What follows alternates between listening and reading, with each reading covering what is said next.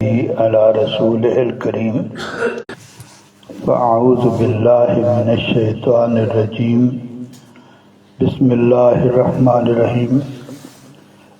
وعن ابن عباس رضي الله تعالى عنه قال لما نزلت وأنذر عشيرتك الأقربين صعد النبي صلى الله تعالى عليه وسلم الصفا فجعل ينادي يا بني فیر یا بنی عدی لبطون قریش حتی ایتامہ فقال ارأیتکم لو اخبرتکم ان خیلا بالوادی تريد ان تغیر علیکم اکنتم مصدقیہ قالوا نعم ما جربنا علیک الا صدقا قال فإني نذير لكم بين يدي عذاب شديد فقال أبو لهب تبا لك سائر اليوم فلهذا جماعتنا فنزلت تبت يدا أبي لهب وتب متفق عليه. وفي رواية نادى يا بني عبد مناف إنما مثلي ومثلكم كمثل رجل رعى الدب فانطلق يربو آله فخشي أن يسبقوه فجعل يهتف يا صباح إن الله وملائكته يصلون على النبي يا أيها الذين آمنوا صلوا عليه وسلموا تسليما. الصلاة والسلام عليك يا سيدي يا رسول الله وعلى آلك وصحبك يا حبيب الله. الصلاة والسلام عليك يا سيدي يا رسول الله وعلى آلك وصحبك يا حبيب الله. حضرت عبداللہ ابن عباس رضی اللہ تعالی عنہما سے مروی ہے، فرماتے ہیں جب یہ آیہ کریمہ نازل ہوئی وَأَنذِرْ عَشِيرَتَكَ الْأَقْرَبِينَ، اپنے خاندان کے قریبی لوگوں کو ڈراؤ. حضور سر عالم صلی اللہ تعالی علیہ وسلم پر جب پہلی وحی نازل ہوئی غار حرا میں تو اس فوراً یہ حکم نہیں ملا کہ لوگوں تک پیغام پہنچانا شروع کر دیں. درمیان میں وقفہ گزرا اور کچھ عرصہ گزرنے کے بعد جو پہلے حکم حضور صلی اللہ تعالی علیہ وسلم کو ملا وہ یہ تھا کہ ہم نے جو تمہیں کتاب عطا فرمائی ہے، جو تمہیں دین عطا فرمایا ہے، جن احکام کا اپنی امت تک پہنچانے کا حکم دیا ہے، ان احکام کو اپنے خاندان کے قریبی لوگوں تک پہنچاؤ. تو جب حضور صلی اللہ علیہ وسلم پر یہ حکم نازل ہوا تو حضور صلی اللہ علیہ وسلم کوہ صفا پر چڑھے. یہ پہاڑی تھی مکہ کے اندر، اب تو حرم شریف کے اندر وہ آ گئی ہے. صفا اور مروہ کے درمیان جو اعتکاف کرتے ہیں دوڑتے ہیں، جو حج کرتے ہیں وہ بھی دوڑتے ہیں. تو حضور صلی اللہ علیہ وسلم کوہ صفا پر چڑھے اور قریش کے جو مختلف قبیلے تھے، مختلف شاخیں تھیں، جس شاخ سے حضور صلی اللہ علیہ وسلم کا تعلق ہے اس کا نام قریش کی شاخ بنو ہاشم، اور بھی شاخیں تھیں. تو یہ الفاظ یا بنی فار جو حضور صلی اللہ علیہ وسلم کا شجر نسب ہے، آپ کے آباؤ اجداد میں ایک نام پھر کا آتا ہے، یعنی آپ کے والد کا نام عبداللہ ہے، دادا کا نام عبد المطلب ہے، اوپر ہاشم ہے، اوپر عبد مناف ہے. اس لڑی میں اوپر جا کر ایک پھر آتا ہے. تو فرمایا اے پھر کی اولاد، اے بنی عدی بھی اسی لائن میں ہے، اے عدی کی اولاد. حضور صلی اللہ علیہ وسلم قریش کے مختلف جو مختلف شاخیں ہیں ان کا نام لے کر حضور صلی اللہ علیہ وسلم نے آواز دی. لوگ جمع ہو گئے. حضور صلی اللہ علیہ وسلم نے ارشاد فرمایا تمہارا کیا خیال ہے اگر میں تمہیں یہ بتاؤں کہ اس پیچھے جو وادی ہے اس میں حضور صلی اللہ علیہ وسلم پہاڑی کے اوپر کھڑے تھے، شہر نیچے تھا، پیچھے وادی تھی، تو فرمایا اگر میں تمہیں کہوں کہ اس وادی جو تمہیں نظر نہیں آ رہی مجھے نظر آ رہی ہے، اس میں کچھ گھوڑ سوار ہیں جو تم پر حملہ کرنا چاہتے ہیں، کون تم مصدقیہ، کیا تم میری اس بات کو کی تصدیق کرو گے؟ یہ بات بڑی عام ہے۔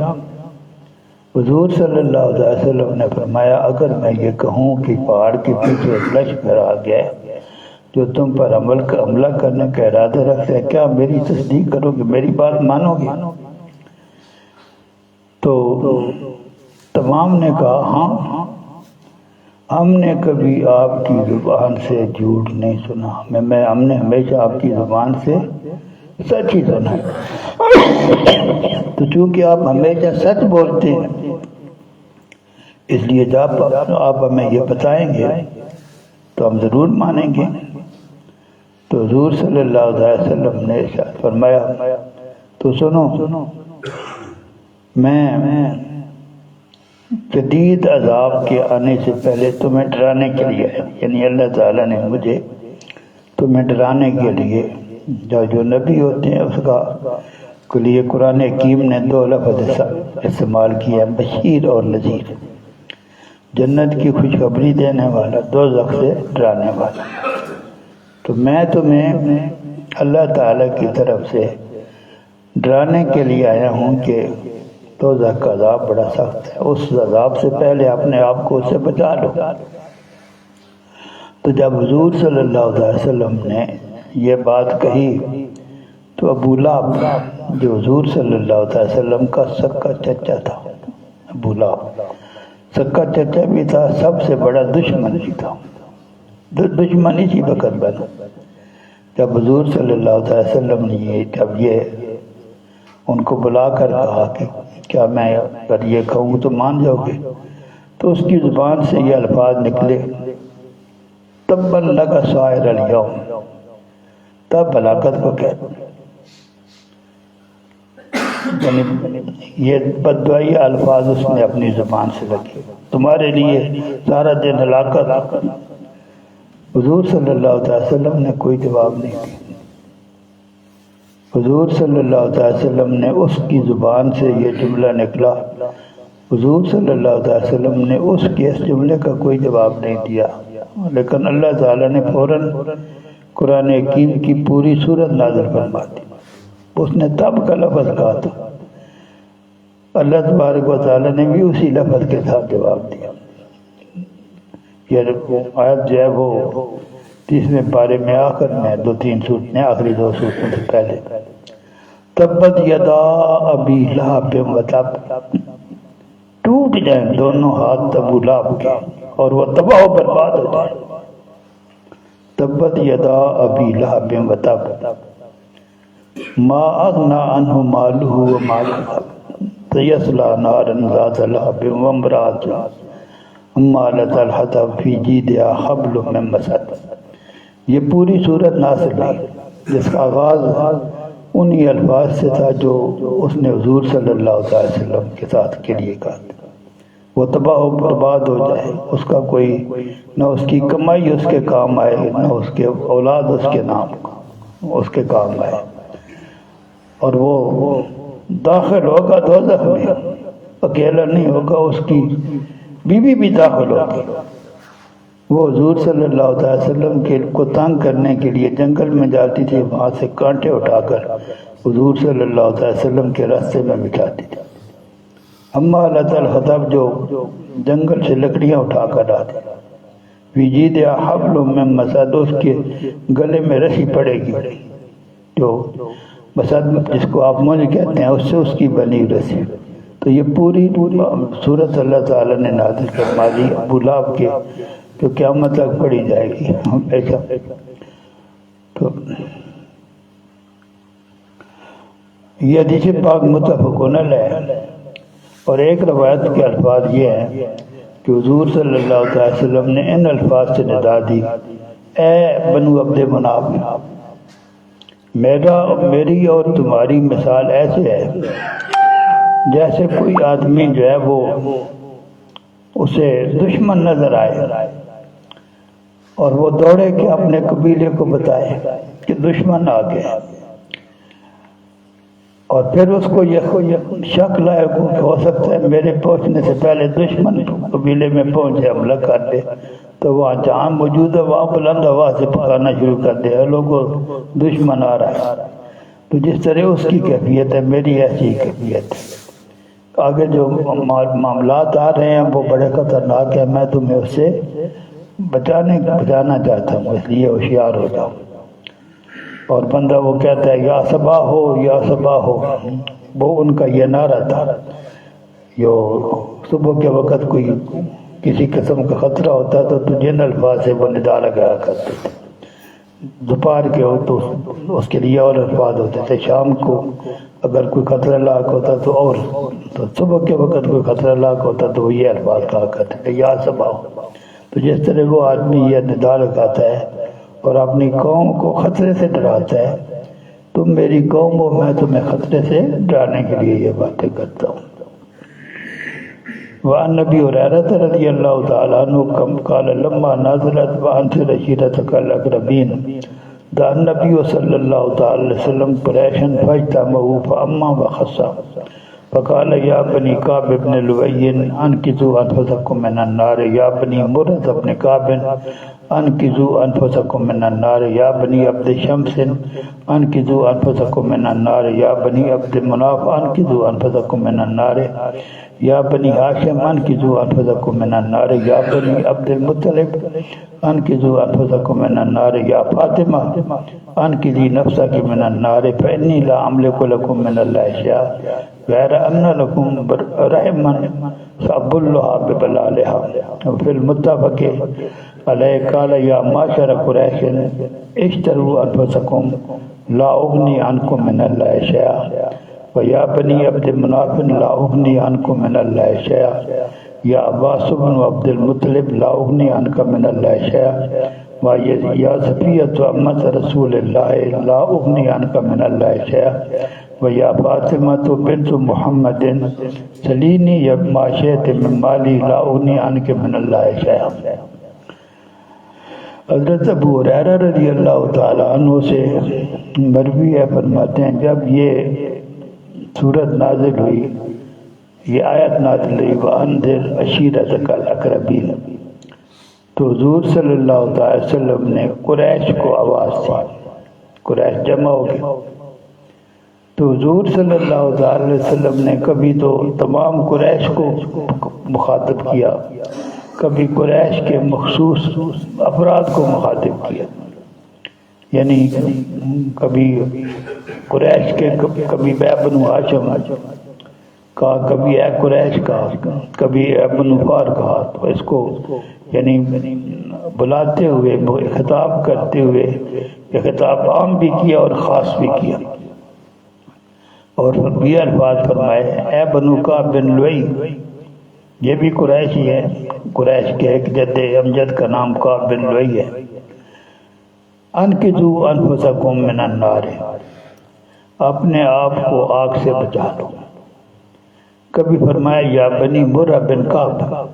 یہ قریش کے ابا و اجداد میں سے ان کا نام لیا ہے، مرہ بن کعب کی اولاد، انقذوا انفسکم من النار، اپنے آپ کو دوزخ کی آگ سے بچا لو۔ یا بنی عبد شمس، یہ آپ کے دادا حضرت ہاشم کے بھائی ہیں عبد شمس، ان کی اولاد ہے، یہ ابو سفیان وغیرہ اس خاندان تھے۔ اے عبد شمس، اپنے آپ کو دوزخ کی آگ سے بچا لو۔ اے عبد مناف کی اولاد، اپنے آپ کو دوزخ کی آگ سے بچا لو۔ اے بنو ہاشم، اپنے آپ کو دوزخ کی آگ سے بچا لو۔ اے بنی عبد المطلب، اے عبد المطلب کی اولاد، اپنے آپ کو دوزخ کی آگ سے بچا لو۔ یا فاطمہ اپنی بیٹی کو خاص کر کے آواز دی، اپنے آپ کو دوزخ کی آگ سے بچا لے، فَإِنِّي لَا أَمْلِكُ لَكُم مِّنَ اللَّهِ، قیامت والے دن میں تمہیں اللہ تعالیٰ سے نہیں بچا سکوں، میرے اختیار میں کچھ نہیں ہوگا۔ قیامت والے دن اللہ تعالیٰ کا تمہارے ساتھ جو معاملہ ہوگا اس میں تمہاری کوئی مدد نہیں کر سکوں گا۔ غیر ان لکم رحمن سأبلھا بکم، ہاں تمہارا میرے ساتھ رحم کا تعلق ہے، اور رحم کی جو نمی ہے اس سے تو میں تمہیں کوئی نمی دے سکوں گا، لیکن میں تمہارے کام کوئی نہیں ہو سکوں گا۔ رحم کا جو تمہیں پیدا ہونا ہے وہ جو اللہ تعالیٰ چاہے گا تمہیں پہنچائے گا، لیکن یہ نہ سمجھنا مجھ پر بھروسہ نہ کرنا قیامت والے دن، اپنے آپ کو بچا لو۔ اور متفق علیہ میں یہ بھی الفاظ آپ ہے کہ آپ نے فرمایا اے قریش اشتروا انفسکم، اپنے آپ کو خرید لو۔ اب آپ جو دنیا میں اللہ تعالیٰ کے راستے میں مال خرچ کرتے ہیں یہ اپنے آپ کو خرید رہے ہوتے ہیں، تاکہ ایسے اپنے آپ کو اس راستے پہ لگائیں جو آپ کی مرضی ہے۔ اپنے آپ کو خرید لو، میں اللہ تعالیٰ کے معاملے میں تمہاری کوئی مدد نہیں کر سکوں گا۔ ساتھ آپ نے فرمایا اے بنی عبد مناف، اے عبد مناف کی اولاد، میں تمہارے کوئی کام نہیں ہوں گا۔ اے عبد المطلب کے بیٹے عباس، یہ حضور صلی اللہ علیہ وسلم کے چچا ہے، میں تمہارے کام نہیں ہوں گا۔ اے صفیہ جو رسول اللہ کی پھوپھی ہے، ان کو یہ الفاظ سے فرمایا میں تمہارے کام نہیں ہوں گا۔ اے فاطمہ بنت محمد، میرا جو پاس جو مال ہے اس میں سے جو چاہو تم مانگ سکتی ہو، میرے پاس جو مال ہے اس میں سے جو چاہو تم مانگ سکتی ہو، لیکن قیامت والے دن تمہیں اپنا حساب خود ہی دینا ہوگا، میں تمہاری کوئی مدد نہیں کروں۔ تو اس کا مطلب کچھ لوگوں نے یہ نکالا کہ حضور صلی اللہ علیہ وسلم کچھ نہیں کرتے۔ کسی سے سوال کرنے کی، جو آدمی کسی سے سوال کرتا ہے اس کا کام سوال کرنا ہی ہوتا ہے، جواب دینے والے نے جواب جو دینا اس کی مرضی ہوتی ہے۔ حضور صلی اللہ علیہ وسلم شفاعت کریں گے تو شفاعت کا قبول کرنا حضور صلی اللہ علیہ وسلم کے اختیار میں نہیں ہے، وہ تو اللہ تعالیٰ کے اختیار میں۔ تو حضور صلی اللہ علیہ وسلم شفاعت کریں گے، اللہ تبارک و تعالیٰ اس شفاعت کو قبول کرے یا نہ کرے یہ اختیار کس کا، یہ اللہ تعالیٰ کا ہے۔ لیکن حضور صلی اللہ علیہ وسلم نے ہمیں حضور صلی اللہ علیہ وسلم کا جب اللہ تعالیٰ تعارف کراتا ہے تو کہتے ہیں مشافعون مشفعون، حضور صلی اللہ علیہ وسلم شفاعت کرنے والے ہیں، ایسے شفاعت کرنے والے ہیں جن کی شفاعت کا قبول ہونا یقینی ہے۔ تو حضور صلی اللہ علیہ وسلم کا اپنے بات کہنا کہ اپنے متعلق کہنا کہ میں کچھ نہیں کر سکوں گا، یہ تو بندگی کا طریقہ ہی ہے، بندے کا کام عاجزی اختیار کرنا ہے۔ لیکن حضور صلی اللہ علیہ وسلم کو اللہ تعالیٰ نے جو شان عطا فرمائی وہ تو اپنی جگہ پر موجود ہے، اختیار تو سب اللہ تعالیٰ کا۔ الملک یومئذ للہ، بادشاہی اس دن صرف اللہ کی ہوگی۔ لمن الملک اليوم، اللہ تعالیٰ آواز دے آج بادشاہی کس کی ہے؟ للہ الواحد القہار، اللہ کی بادشاہی ہے جو واحد بھی ہے اور قہار بھی ہے۔ تو ان حقیقتوں کے سامنے حضور صلی اللہ علیہ وسلم اپنوں کو متعارف کرا رہے ہیں، تمہارا میرے ساتھ رشتہ ہے، اس پر بھروسہ نہیں کرنا، معاملہ تمہارا خدا کے ساتھ ہے، اپنے آپ کو اللہ تعالیٰ کے سامنے پیش کرنے کے لیے تیار کرنا۔ اگر تم نے کچھ نہ کیا تو مجھ پر بھروسہ کرو گے تو میں تمہارے کام نہیں آ سکوں گا۔ وآخر دعوانا الحمدللہ رب العالمین۔ آج دوسرے سبق کا ٹائم نہیں بچا۔